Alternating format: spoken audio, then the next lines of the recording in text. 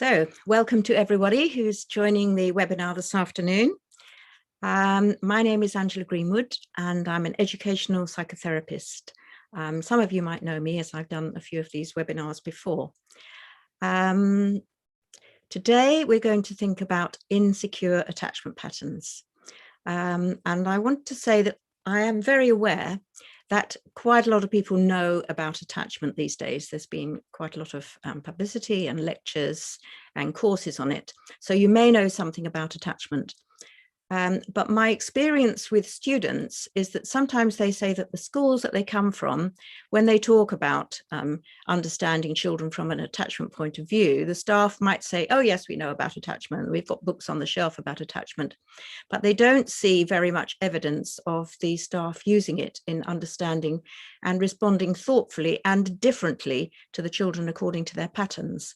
So I thought a seminar which focuses on insecure attachment patterns and the way of responding differently to the different patterns might be useful. So that's what I'm going to do today. And just to say that if you want to ask any questions, please put them in the Q&A or in the chat, and Sarah will transfer them to the Q&A and we can think about them at the end. So I'm now going to share my screen.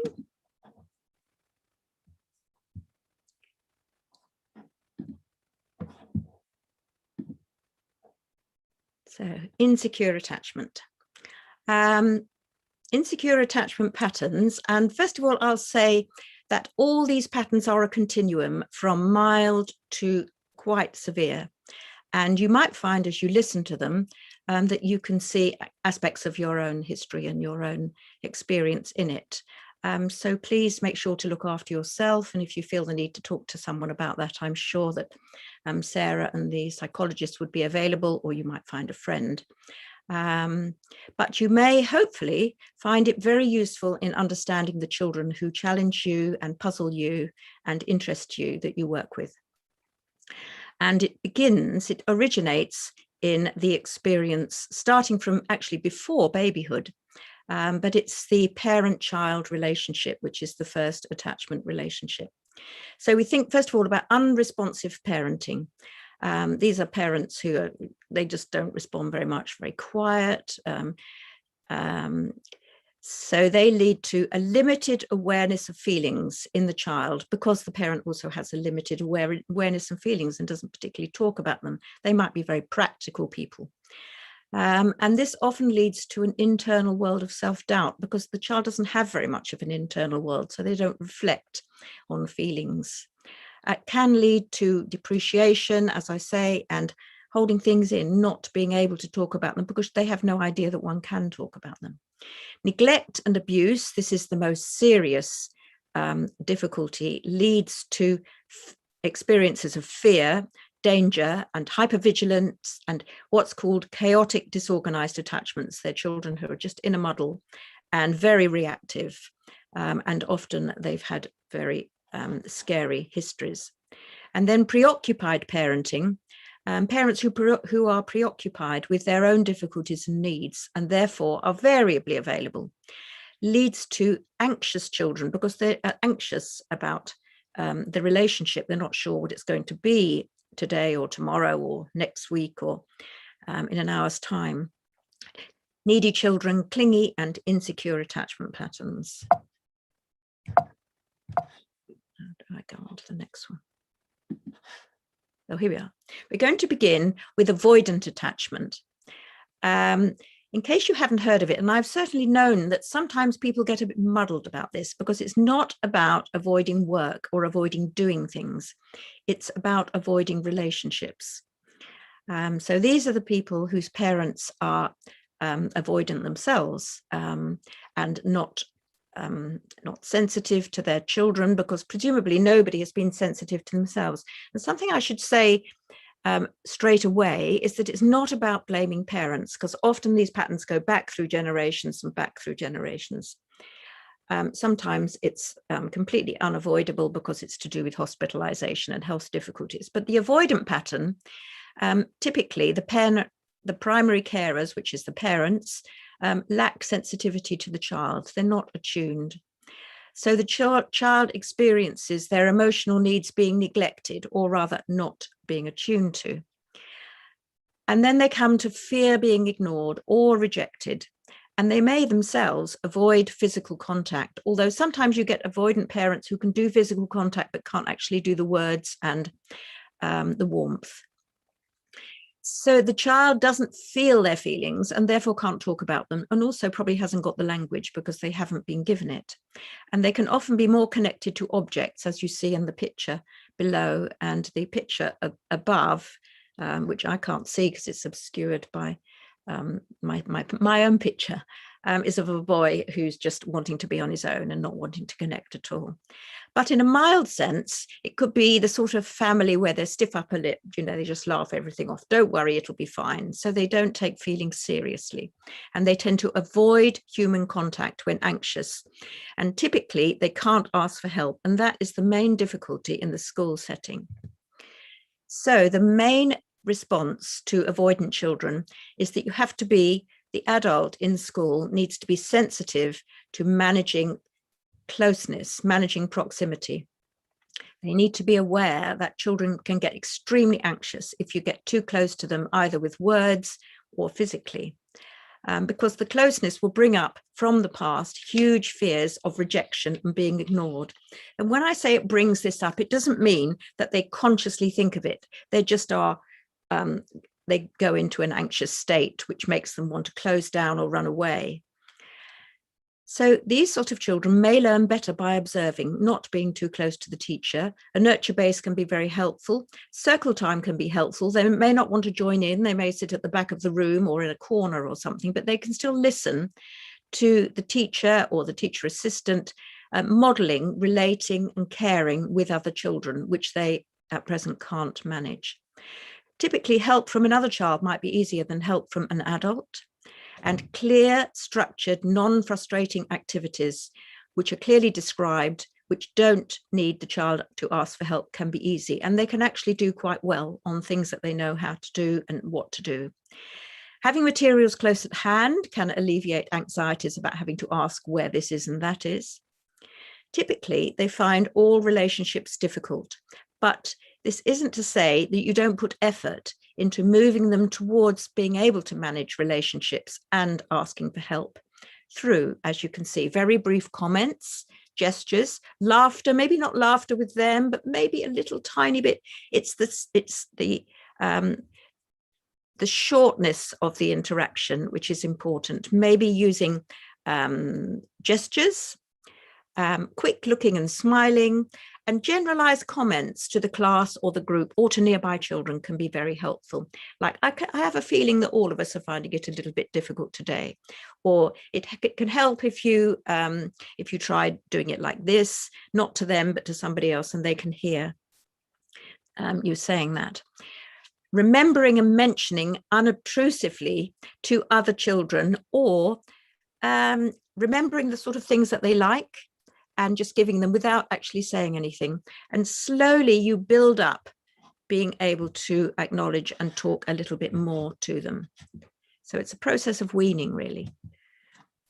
In teaching and learning, the main focus of intervention for avoidant children is the task, because they can do tasks that they can do without needing to ask, if they know what they have to do, and if they don't get too frustrated. If they do get frustrated, they can't express it and they can't ask for help, so that's a problem. Games with rules, some choice over activities can be helpful so they can feel thought about, and also the adult keeping a safe distance is very important. Maths can be often easier than English or writing because it's sort of more clear. You just have to know the process. And then as they begin to move a little bit, you can use the metaphor, stories about things at a distance, about bridges, joining things together, journeys, moving towards things or away from things. Creative work, joining things together, because this is probably one of the things that they might find difficult. And structured writing tasks, filling in boxes or filling in words, can sometimes be easier than the sort of writing where you have to think and you might get stuck, which is difficult. puzzles, which there's a picture of a puzzle here, and computers. They're often very keen on computer work because that way they don't need to have relations with anyone else. If you look at Heather Geddes' book, which reminds me actually that I haven't spoke about my own book, which is up here. If you want more detail on the topic that we're talking about, it's in chapter 6 in my book, which is called Understanding, Nurturing and Working Effectively with Vulnerable Children in Schools. And the subtitle is Why Can't You Hear Me? And that is also important with avoidant children. Even though they don't consciously feel that they need to feel heard, they do need to feel heard. But Heather Geddes, in her book, I think it's called Attachment in the Classroom, devised the learning triangle for the different patterns. And the dotted line means the relationship's difficult. So the relationship between the pupil and the teacher is very difficult. But the teacher can create a task, which the child can do, and the pupil can do the task if it's clear and doesn't require any help or any difficulties that need to be talked about. Now we come to resistant ambivalent attachment. These are very different. These children, they're often called attention seeking. They probably talk too much because they need all the time to stay close to the adult, because they have a history when the parent is either preoccupied, busy, or maybe has their own unmet needs and is unavailable because of maybe slight depression or something. So the baby or the child is cared for when the parent is available. Sometimes the parent is available and feeling okay, and sometimes the parent is preoccupied. I mean, the picture is of a couple arguing, and the child is obviously feeling left out. And the one at the bottom is somebody is leaving, and the child can't bear the person leaving. It's probably the dad, because they can't be sure when the dad is going to come back, and people are always just leaving them without really talking about it. So the preoccupied parent may give the child attention, but often it's not when the child wants it, but it's when the parent wants to give it. And so consequently, you get lots of clingy or controlling behavior. And in school, the clinginess is often in words. They're the sort of child who will often interrupt, ask another question, tell the teacher something else that they don't really need to know, make a noise so that the teacher has to give them attention. Bad attention is better than no attention for these children. And their relationship may be enmeshed, which means the parent and the child can't separate. The parent needs the child needs the parents. Separating is very scary, because when are they going to be able to get together again? Or it can be inverted, which means the child needs to be the carer, perhaps, of the parent, because the parent is not in a state a lot of the time to be available. Or maybe the child is in control, because that's the only way that they can get attention. And in this case, sometimes the parent may not be able to bear the child's distress, because obviously if you have a child who's all the time clinging with words, it can be very frustrating and aggravating. And so the parents may typically just give in for a quiet time. And so they can sometimes struggle with boundaries. And they're called resistant ambivalent because they express resistance. In other words, they resist. Well, firstly, they have a conflict around the relationship because they want it, but they're also angry because they don't get it when they want it. So they can resist it. And also they may resist the things that the parent asks them to do because they're thinking that actually the parent's just wanting to boss them about and this is not what they want. And they can be ambivalent, and so they can actually love and hate the same person. And this is the sort of thing that you might see in school. They might get very close, too close sometimes, but they can also become quite hostile and angry when their attachment needs are activated. And as I say, in school, they often use language to cling and maintain attention. And they often are called, as I say, attention seeking, but I would describe them more as attention needing. Because actually, but they wouldn't use these words themselves, but it's a bit like falling out of the significant adult's mind, that they see the person there and they're busy or they're not thinking about them, or they're not responding, etc. They've even been described as push-pull children. And they can be resistant to learning tasks, both because they feel sometimes that they're being bossed about and they don't want somebody to tell them what to do because they need to be in control to feel that they've got the relationship where they need it. But also because they can't risk the attention, they can't risk losing the attention of the adult when they engage with the task. And this is crucially important. And sometimes they can only do tasks, certainly before they've had the sort of interventions which they need. They can only feel secure when their trusted adult is attending to them now. And this is why they need to keep interrupting to make sure the trusted adult continues to listen to them. So what do you do? The main thing is holding in mind comments and gestures. This is the most important intervention for such children because they need help to trust that their key adults, which may be the teacher, or very often might be a teacher assistant or a learning mentor, will have them in mind even when they're not there. Because this is typical of a secure child. A secure child, and probably you, the people listening, you will just know that your friends and your family, even though you're not with them, they'll be thinking about you every so often. And when you see them again, they will remember and the relationship will just be where it's always been. So these children need lots of experience of holding in mind, including both words and gestures. They need promises to be kept. But if you promise that you will come back, for example, in 5 minutes, or that you're going to do something and then you come back, if you don't manage it, that isn't a problem necessarily, so long as you talk about it afterwards, because then you can rebuild and repair the relationship, which can make it even stronger. Oh, I'm sorry. I said I was going to be back in 10 minutes and I've been quite a lot longer. I got caught up in the office. Somebody asked me to do this or that, but I'm here now. How's it going? And I hope you didn't think I forgot you. So it's about rebuilding the relationship. And so they have an experience of somebody being tuned into them, even when perhaps they weren't able to keep the promises. But hopefully it will be possible to keep lots of the promises. Thoughtful, understanding comments. My book is just full of loads of suggestions of the sort of comments that you might make.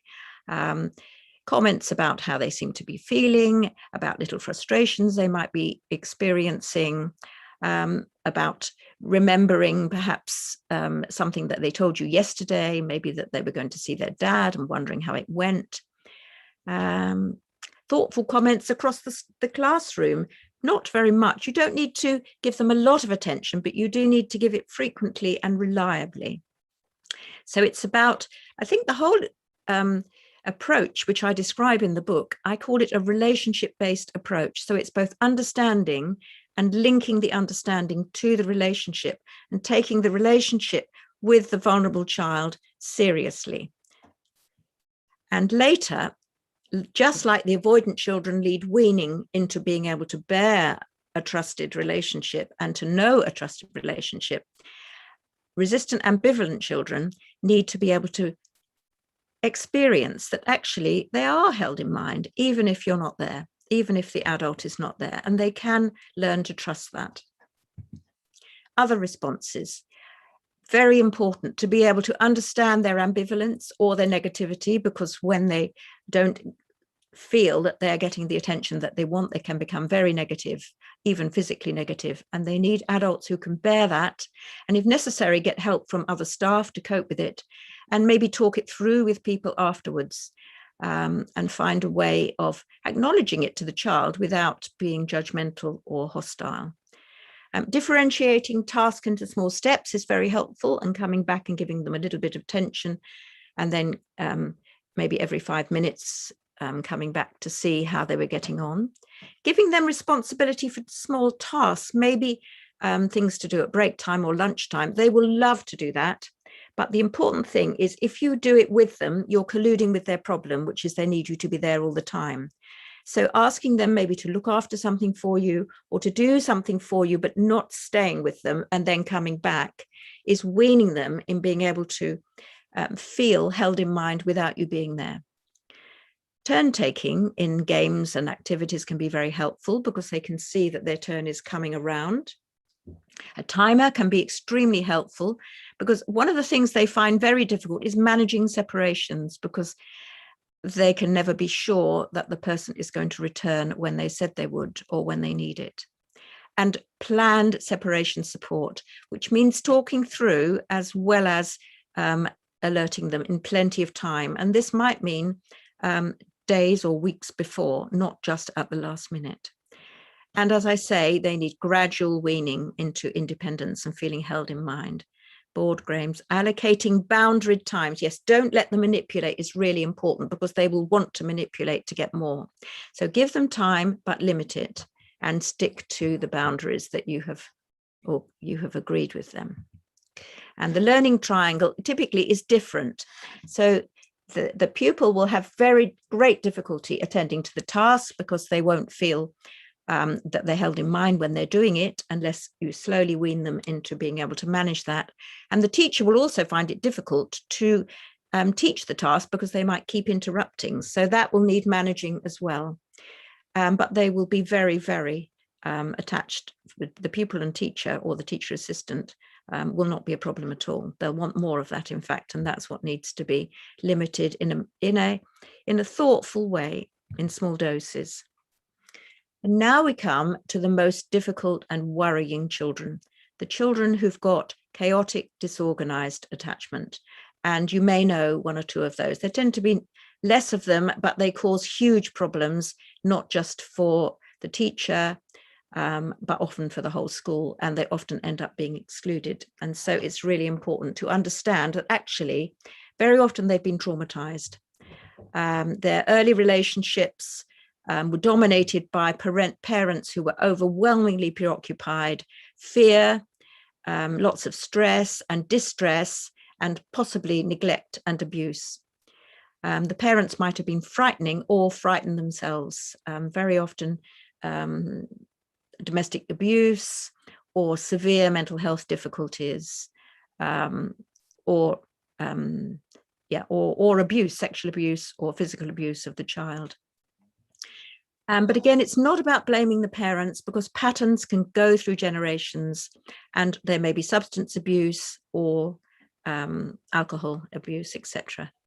So they tend to panic and disrupt because often they're in a heightened state of anxiety, easily triggered into hypervigilance. They have no idea about trust because they haven't learnt it.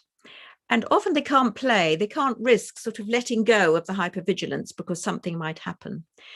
And another thing is, which I've certainly observed, is they can bully others who are vulnerable. I remember once observing a child that I actually worked with who had a chaotic, disorganized attachment. He was down the other end of the corridor, and he was with an assistant walking along, and there was a young girl sitting on the floor crying, I think. And he came with the assistant, and he couldn't resist just kicking this young girl. I think he couldn't bear to see her vulnerability because it just reminded him of his own, which was unbearable because he'd been abused. They can be very sensitive to criticism, very reactive. They don't have an inner world because they haven't been able to be safe enough to be able to reflect. Very difficult to manage in unsupervised sessions. They can disrupt teacher and the task. And the other thing is, they can often have muddled inner worlds. So learning is extremely difficult. Concentrating is very difficult because they can't hold things in their minds, and they can't link things, one thing to another. And you can see the children in these pictures, various ways are acting out and reacting. So the main response is to take seriously their anxiety and their physical and emotional safety, their need for physical and emotional safety. Using the word safe can be very helpful. Scanning the room before you begin, helping them to scan the room, notice any changes and talk through so that they can feel safe in the room. And they need help to redo their patterns. And they often have a key worker, or they would certainly benefit from a key worker who needs to be carefully selected with the capacity for empathy and thoughtfulness and holding in mind. They need a thoughtful, containing relationships. They need someone who can attune into subtle communications, and they don't need any humiliation, and they need any humiliation in the class to be stopped very quickly. And triggers are very important. So noticing triggers and at some point sharing them with them, and also developing a resilient relationship with parents, which can take time because the parents can have similar problems themselves. My book has got a whole chapter on working with parents, which is subtle when they've got their own attachment difficulties. Visual timetables helpful, a calm box is helpful. Dealing with outbursts is a very important aspect.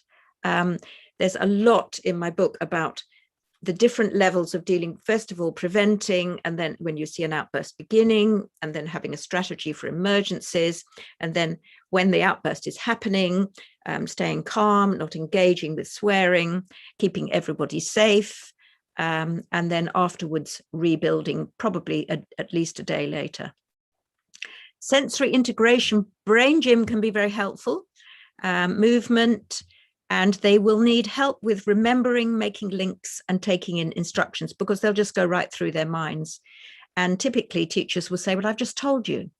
But it's important to understand that actually their minds are like a messy cupboard. And so it is very difficult for them to remember and take in. And physical containment might sometimes be needed. And as you can see from this learning triangle, every aspect is difficult. I'm going on a little bit quicker now because we're coming towards the half an hour. These are some suggestions of things that they need: safety, structure. This sort of supervision means watching over them, like you might supervise a toddler, just having an eye out, really. Doesn't mean being there right close to them. Soothing words may be helpful. Singing and rhythm can be helpful. Uh-oh, I've lost the pet. There we are. Help to sort things out, maybe sorting out thinking or aspects of learning, or sorting out their bags or drawers.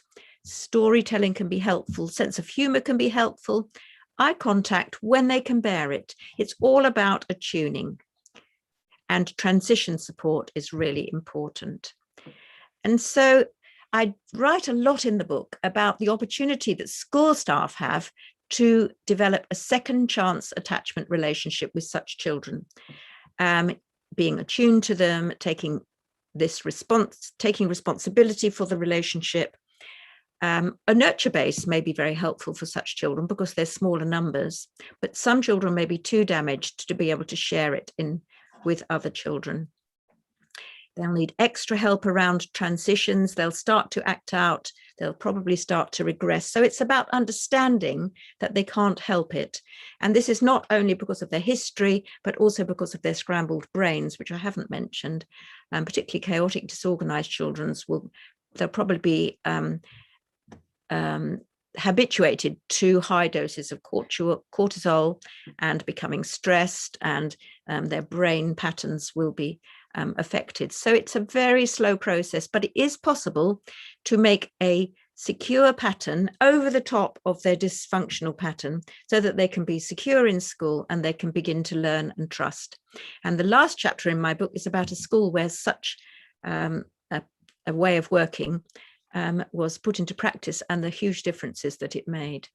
So these are some of the suggestions. Sense their feelings, offer emotional containment. That means to bear what they're saying and then to think before you respond, how you might respond and when you might respond. Putting words to their feelings. Curiosity and wondering out loud is very important. I wonder what was going on there. I wonder what made you say that. I wonder what's happening now. Helping the child with regulating arousal. Firm, safe boundaries. This would come in the strategy for emergencies. ACO, use ACO when setting boundaries, is acknowledge the difficulty, communicate the limit, or acknowledge the difficulty, acknowledge the feeling. You know, you don't want to do that, that you want to carry on for longer, etc. Communicate the limit or the boundary, and then O stands for offer help or offer alternatives. I'll look after it for you until after lunch. I'll come with you, etc. And very important not to collude with their pattern because they will push you. So this is why supporting each other and talking things through is really important. And another thing is understanding their behaviors as unconscious communications, as acting out of something they just can't think about. So they don't know that they're doing it. But this is the root of their behavior difficulties, which can be quite severe. But this doesn't mean allowing antisocial behavior, but giving them an experience of being thought about. Even if you can't understand them completely, they will experience that you're wondering about it and trying to think. As I say, curiosity and empathy. And here's a few examples. It's time to stop now, Sam, but I can see you want more time. And I can't actually see that underneath these. I don't think I can. Oh, yes, I can. We have to go to lunch now. Maybe we could carry on tomorrow. That hurt you, didn't it? Do you want to tell me about it? This is that they have a choice. I wonder what made you. I'm just guessing, but I think. So it's about helping them slowly to move towards feeling thought about. So that's given you a little introduction to insecure attachment patterns and to the sorts of ways that you might respond differentially. As you could see, you respond differently to an avoidant child than you respond to a resistant ambivalent child, from how you respond to a chaotic disorganized child. And some children might show elements of each, but you respond to the behavior, and very often you can sense the sort of pattern which certainly a child that has more severe difficulties displays. And another important thing is to talk to each other and support each other. So I'm going to stop sharing the screen now and see whether there's any questions. If I can. Oh, here we are. Yeah. Okay. Oh, we haven't got any questions yet. Well, there's some people put some things in the chat. Let's have a look.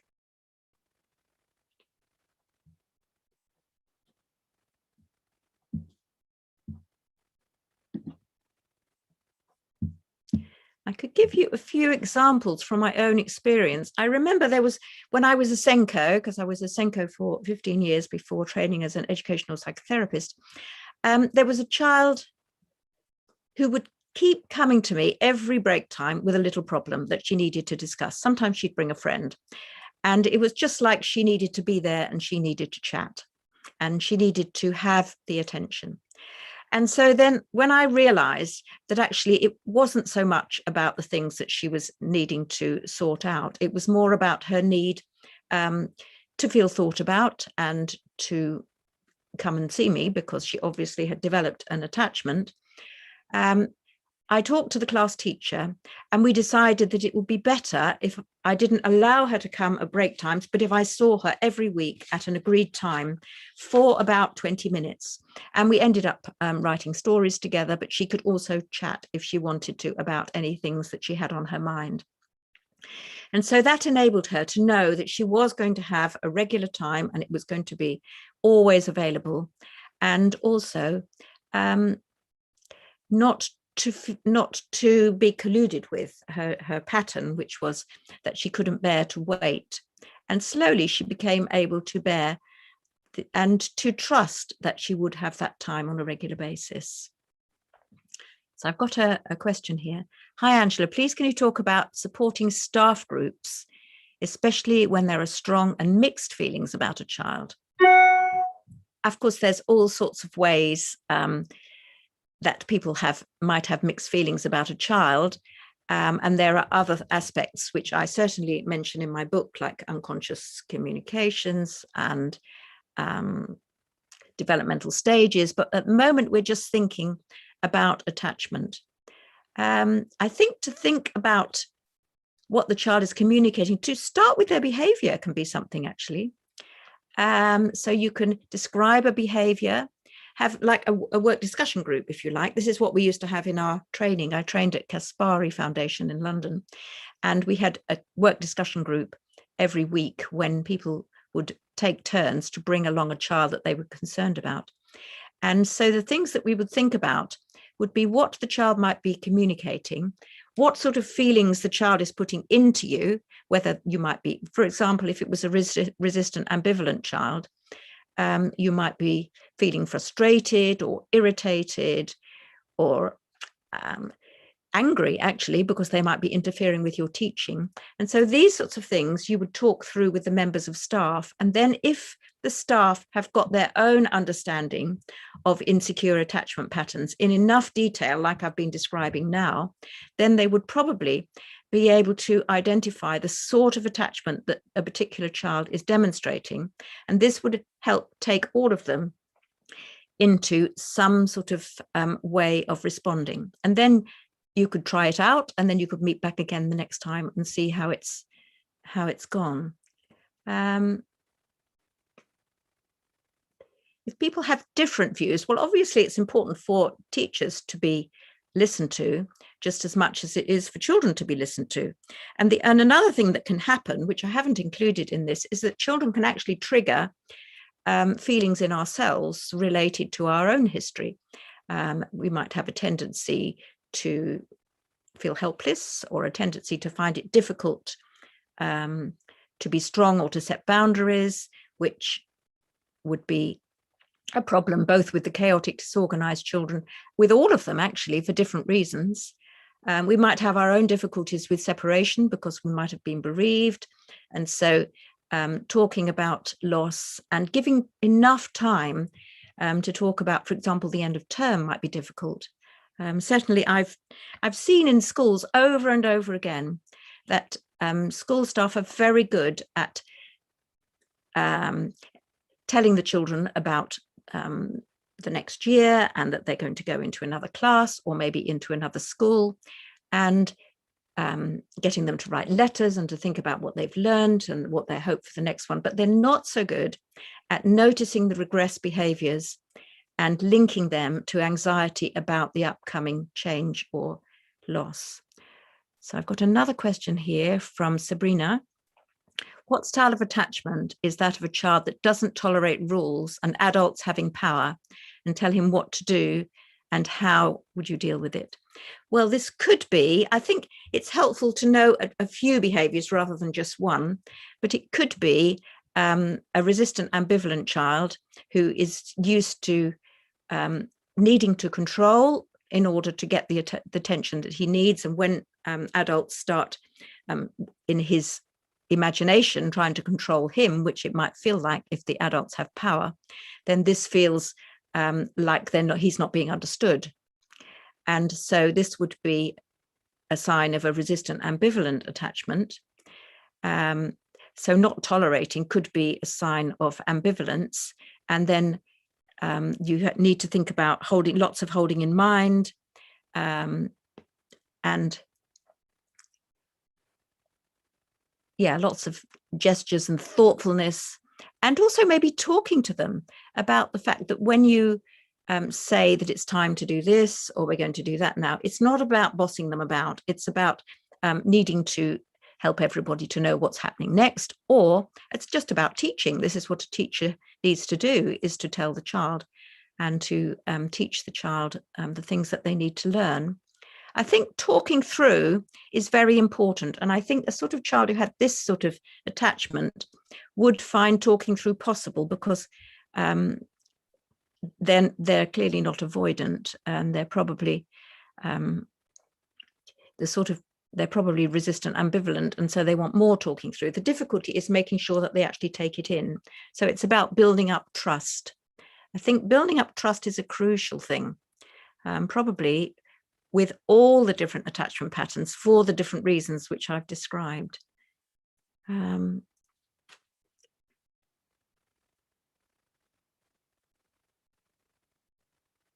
trying to think of an example. I could give you an example of an avoidant child. I worked in a pupil referral unit as a consultant for a while, for several years actually. And there was one child who was extremely difficult to manage. She was so avoidant that she found it very difficult to be near anybody at all. And I remember that I was asked to come and have a look at her, and she brought a piece of work to show me. We were sitting in the hall, and there were lots of sort of displays around the wall, and she showed me this piece of work that she'd done. I think it was probably the one piece of work that she'd done, which she'd probably showed other people. So I looked at it without having any particular relationship with her, but just read it out and took an interest in it. And then when I started to try to have some sort of conversation with her, she got visibly more and more anxious, to the point where she stood up and she started ripping the displays down off the wall. She was clearly acutely anxious by my presence and my questions, and was not answering, was not able to look at me, etc. So what happened after that? It was very difficult to know what to do. But what we decided was that she would go into the nurture base for the younger children as a helper. And so she wasn't given much attention, but she was given little tasks to do for the younger children. And she observed the excellent, very attuned nurture staff tuning in to the little ones and who had their own problems, without being intruded on as herself. And slowly she began to experience a different way of relating. And she saw that the children had relationships with the adults. And she began to be able to respond a little bit to their few comments and gestures and smiles and a few a bit jokey comments. And that really worked well. Charlotte, what are your views of children with other presenting difficulties? A child with suspected ADHD. Yes, I'm very aware that children can be diagnosed as ADHD when actually they could be resistant ambivalent, but they could also be chaotic disorganized.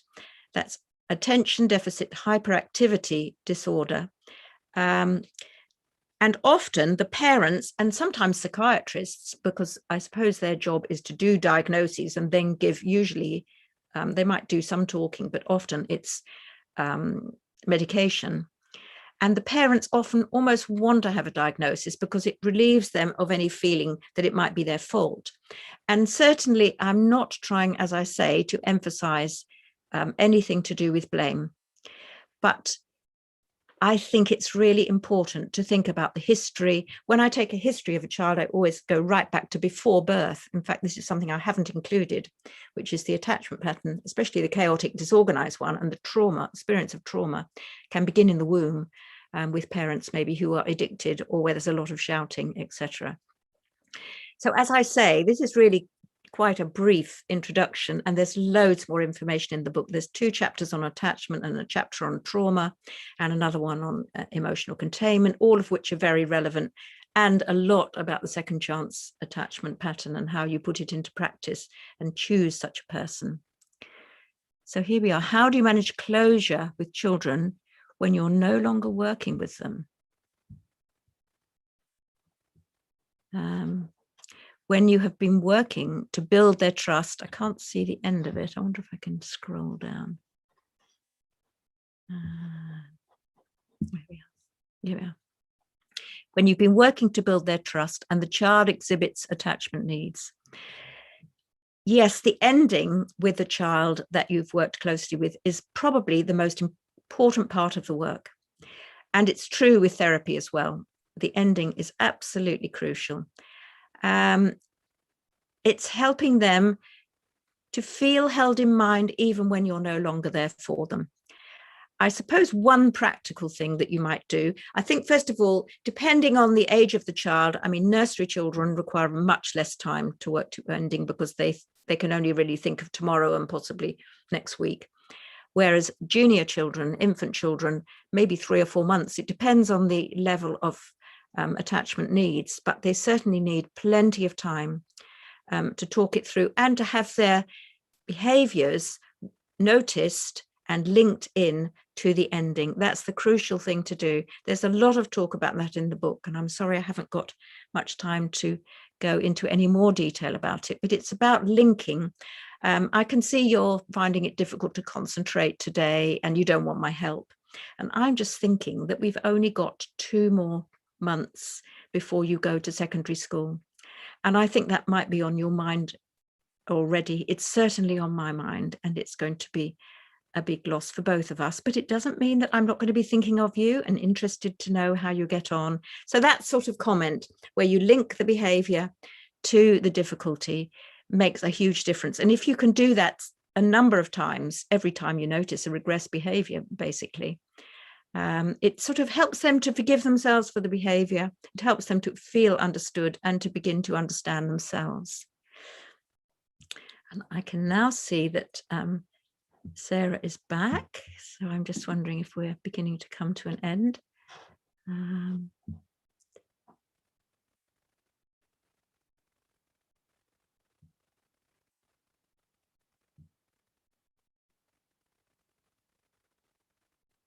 Just wondering if there's 3 most successful strategies for teenage boys. I have to acknowledge that most of my experience, as would become clear in my book, is with primary children. I was a primary school Senko.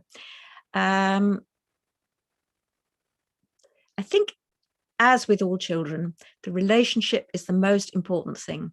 Something I did do with a teenage boy was we did drawing. I mean, I was acting as a therapist, but as a one-to-one worker, you could certainly do that. And he drew cartoons, and I drew cartoons in response to his cartoons. So I don't know if that would be something that you would be able to use. It meant that we didn't have to talk. He was a fairly avoidant child, actually, but very bright. And sometimes his language was near the edge, and I sort of accepted it and took the essence of the communication and responded to the communication without any judgment.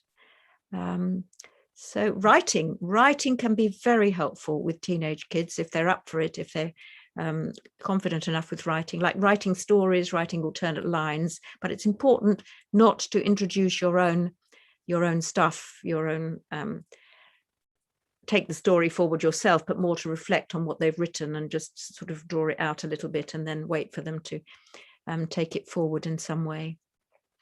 There is a very successful intervention which is described in the book called Journey. It's a group process on a journey, and this is done very successfully in secondary schools with adolescents, and it's offered by the Kaspari Foundation, and you have a therapist and a teacher and a group of selected pupils, and they go on a journey together, and they have various stages like getting ready. It's often a journey on a boat, what to take, what not to take, getting started, and then what can you see, and then man overboard, and then problem, what's the problem, etc. And so each child contributes, they draw at the same time, and their contributions are written down in a particular color of ink so that you can always know who's done the different contributions, and the story is valued and talked through each time. I think it's about 10 sessions. So that might be something that you might like to investigate. Very suitable for teenage boys or girls. So I think I'm going to need to say thank you, because I can see we've gone over the 45 minutes. So it's been lovely to be able to be with you, and I hope that you found it useful. And just keep talking to each other, especially those people that you feel you can trust. And if you're working with a very, very chaotic, disorganized child, then you could do with some supervision if you can get it. So I don't know if the EP service would have any thoughts about that. So thank you.